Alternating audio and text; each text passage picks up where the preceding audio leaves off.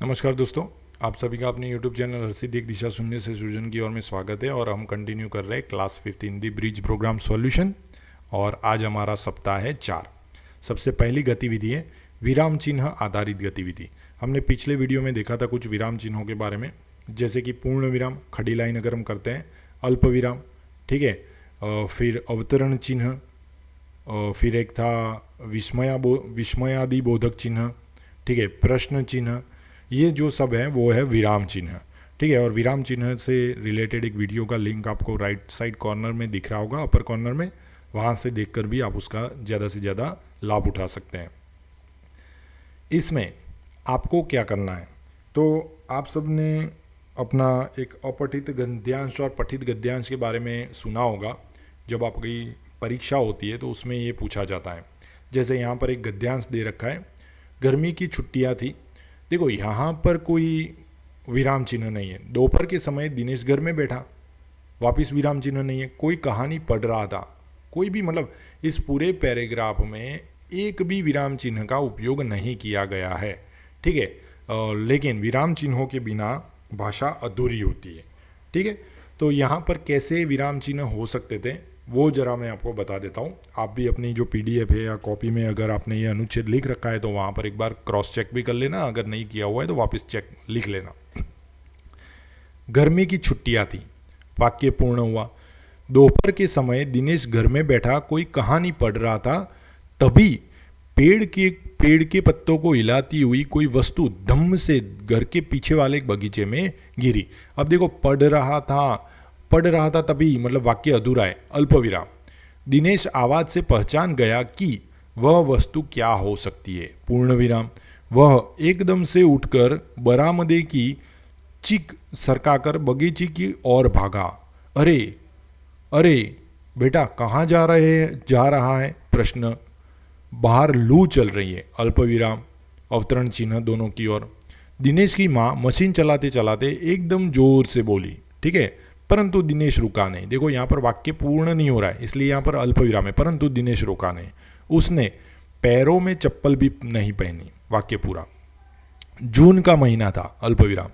धरती तवे की तरह तप रही थी, जैसे अभी तप रही है वैसे, अल्प विराम। पर दिनेश को पैरों के जलन की भी चिंता नहीं थी, पूर्ण विराम। वह जहाँ से आवाज़ आई थी, अल्प विराम, उस ओर भाग चला। मतलब जब आप वाक्य बोल रहे हो और वहीं पर ही रुक जाते हो तो वहाँ पर आप किस विराम चिन्ह का उपयोग करोगे? अल्प विराम का। अगर आपका वाक्य पूर्ण हो रहा है तो वहाँ पर खड़ी लाइन यानी कि पूर्ण विराम का। अगर आप दूसरे की बातें बोल रहे हो तो उनको हमें अवतरण चिन्ह में लिखना है, और अगर प्रश्न पूछ रहे हो तो प्रश्न चिन्ह का इस्तेमाल करना है। आगे की जो आगे की जो गतिविधि है वो कविता आधारित गतिविधि है। दी गई कविता को ध्यान से पढ़िए और आगे दिए प्रश्नों के उत्तर दीजिए, ठीक है। अब देखो, पहले तो कविता पढ़ लेते हैं। नन्हा पौधा, एक बीज था, गया बहुत ही गहराई में बोया, उसी बीज के अंतर में था नन्हा पौधा सोया, ठीक है। बीज के अंदर नन्हा पौधा सोया हुआ है। उस पौधे को मंद पवन ने आकर पास जगाया, नन्ही नन्ही बूंदों ने फिर उस पर जल बरसाया। मतलब बारिश हो रही है और बारिश के समय जो धान होते हैं, पेड़ होते हैं, वो जल्दी से लग जाते हैं। सूरज बोला, प्यारे पौधे निंद्रा दूर भगाओ। देखो, सूरज बोला तो यहाँ पर हमने अल्पविराम करके अवतरण चिन्हों का इस्तेमाल किया। जब कोई बोलता है तो बोला, उसके बाद कॉमा, अल्पविराम करना है और फिर अवतरण चिन्ह करना है। मतलब ये सूरज बोला था, ऐसे ही हूँ। अलसाई आंखें खोलो तुम, उठकर बाहर आओ। और उनका बोला हुआ वाक्य पूर्ण हो गया, पूर्ण विराम और अवतरण चिन्ह भी पूर्ण कर दिए। आंख खोलकर नन्हे पौधे ने तबली अंगड़ाई, एक अनोखी नई शक्ति सी उनके तन में आई, उसके तन में आई। नींद छोड़कर, आलस्य त्याग कर। देखो, दो काम हुए, ठीक है। दो अलग अलग काम, दो अलग अलग वस्तुओं के नाम, दो दिनों के नाम, मतलब दो अलग अलग चीज़ों के नाम अगर आते हैं तो बीच में हमें कॉमा करना है, अल्प विराम करना है। पौधा बाहर आया, बाहर का संसार बड़ा ही अद्भुत उसने पाया, ठीक है। और ये जो कविता है वो वेंकटेश चंद्र पांडे के द्वारा लिखी गई है। चलो उनके आधार पर कुछ प्रश्न देख लेते हैं। आपके अनुसार निम्न में से कौन सा शीर्षक, देखो इस कविता को हमें शीर्षक देना है, जैसे कि यहाँ पर दे रखा है नन्हा पौधा, ठीक है, प्यारा पौधा भी दे सकते हो, और ठीक है, उचित शीर्षक, क्योंकि पौधे की बात हो रही है ना। पौधे को किसने जगाया, पौधे को किसने जगाया था, चलो यहाँ पर देखते हैं पौधे को किसने जगाया। उस पौधे को मंद पवन ने आकर पास जगाया। किसने जगाया, मंद पवन ने। तो यहाँ पर क्या हो जाएगा, मंद पवन। कविता में से समान तुक वाले शब्द छांटिए। समान तुक वाले शब्द मतलब जिनका पीछे का जो साउंड है, आवाज़ है, वो सेम आती हो, एक समान आती हो, जैसे बोया, सोया, ठीक है, ऐसे करके। अब ऐसे वाक्य जो समान तुक वाले शब्द है आपको कैसे मिलेंगे, तो अंत में होंगे। जैसे यहाँ पर देखो, बोया, सोया, जगाया, बरसाया, भगाओ, आओ, ठीक है। तो ये अंत के जो जो शब्द हैं वो सारे के सारे तुक वाले शब्द हैं, ठीक है। अंगड़ाई, आई, ये दो भी तुक वाले हो गए। आया, पाया, ये भी कौन से शब्द हो गए, तुक वाले शब्द हो गए, ठीक है। तो ऐसे बहुत सारे शब्द आप भी खोज सकते हो। नन्हे पौधे ने बाहर का संसार कैसा पाया, तो वो भी कविता में देखना है। बाहर का संसार बड़ा ही अद्भुत उसने पाया। तो यहाँ पर आंसर क्या हो जाएगा, नन्हे पौधे ने बाहर का संसार अद्भुत पाया। चलो, कविता में जिस प्रकार पौधे के लिए नन्हा शब्द का प्रयोग किया है, उसी प्रकार अपने निम्नलिखित संबंधियों के लिए आप किसी विशेष शब्द का प्रयोग कीजिए। भाई, छोटा भाई, ठीक है, इसके भी जवाब देखते हैं। चाचा जी, प्यारे चाचा जी। दीदी, प्यारी दीदी। मित्र, प्यारा मित्र। बहन, प्यारी बहन, ठीक है, छोटी बहन, ऐसे करके बड़ी बहन, ऐसे करके बहुत सारे शब्दों का इस्तेमाल कर सकते हो। लेकिन आपको ये भी पढ़ना है कि ये जो नए शब्द आप इस्तेमाल कर रहे हो उसको हम लोग बोलेंगे क्या। तो जो छोटा, प्यारा, प्यारी दीदी, प्यारे मित्र, इन सब को हम लोग विशेषण बोलते हैं। जो संज्ञा जो होती है, वो संज्ञा को बहुत ही अच्छे से दिखाने के लिए, बढ़िया से दिखाने, जैसे कि भाई, कैसा भाई, छोटा भाई, उसको हमने छोटा कर दिया। बड़ा भाई, बड़ा कर दिया। प्यारा भाई, प्यारा कर दिया। तो ऐसे करके जब संज्ञा को आप सजाते हो, तो उन शब्दों को जो सजाने के लिए जिन शब्दों का इस्तेमाल करते हो उसी को ही विशेषण बोलते हैं, ठीक है। आगे बढ़ते हैं। कविता से बनी समझ के आधार पर मिलान कीजिए। उसी बीज के अंतर में था। उसी बीज के अंतर में था, कहाँ गया भाई, उसी बीज के अंतर में था, रुको एक मिनट, है ना, ये रहा। उसी बीज के अंतर में था नन्हा पौधा सोया। तो हमें ऐसे मिलान करना है, ठीक है। तो उसी बीज के अंतर में था नन्हा पौधा सोया, नन्ही नन्ही बूंदों ने फिर, चलो यहाँ पर देखते हैं पहले कविता में कैसे है। नन्ही नन्ही बूंदों ने फिर उस पर जल बरसाया। नन्ही नन्ही बूंदों ने फिर उस पर जल बरसाया। अलसाई आंखें खोलो तुम, चलो अलसाई मतलब आलसी आंखें, अलसाई आंखें खोलो, हाँ, अलसाई आंखें खोलो तुम उठकर बाहर आओ, ठीक है। अलसाई आंखें खोलो तुम उठकर बाहर आओ।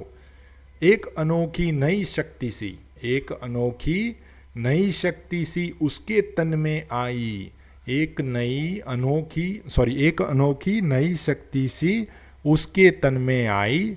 बाहर का संसार बढ़ाई, अद्भुत उसने पाया, ठीक है। ऐसे करके आप लोग कविता को देख देख के मिलान कर सकते हो। चलो आगे। सूर्य के लिए दिनकर, भास्कर, आदित्य, सूरज। देखो ये जो शब्द होते हैं उनको हम लोग समान अर्थी शब्द बोलते हैं।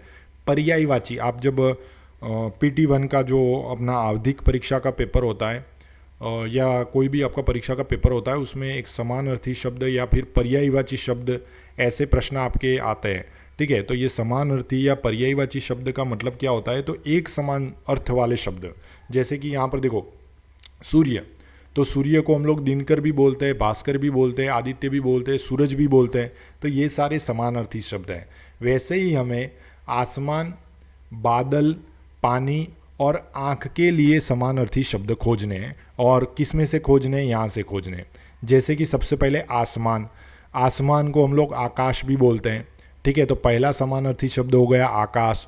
दूसरा हो गया नभ, ठीक है, नभ भी दे रखा है यहाँ पर। बादल, बादल के लिए कौन सा हो जाएगा, बादल, पानी, आँख, ठीक है। तो बादल का तो यहाँ पर मैं आपको बता देता हूँ, पहले आँख का कर देते हैं। आँख का क्योंकि मुझे दिख रहा है इसलिए मैंने बता दिया। ये हो गया नेत्र और दूसरा हो गया नयन, ठीक है। पानी, पानी के लिए कौन सा हो जाएगा? जल, ठीक है, यहाँ पर भी जल। और कौन सा है? नीर, ठीक है। मेघ भी हो सकता है, मेघ, ठीक है ना। बादल, तो बादल के लिए मेघ हो जाएगा। यहाँ पर आप लोगों को बादल के लिए मेघ हो जाएगा। और कुछ और भी है, और ये इन शब्दों का इस्तेमाल करके हमें वाक्य भी बनाना है। जैसे कि सबसे पहला है आसमान, तो आसमान के लिए हमने 2 शब्द खोजे थे, आकाश, और एक खोजा था नभ। नभ के अलावा गगन भी है। गगन कहाँ पर है? मुझे तो यहाँ नहीं दिख रहा है, मुझे तो यहाँ पर नभ ही दिख रहा था, लेकिन गगन का भी इस्तेमाल कर सकते हैं। तो चलो आकाश, आज आकाश में बादल छाए हुए हैं। जरा बाहर जाके देखो तो अभी भी बादल छाए हुए हैं। गगन, गगन में तारे चमक रहे हैं। अगर रात को देख रहे हो ये वीडियो तो गगन यानी कि आकाश में तारे चमक रहे हैं।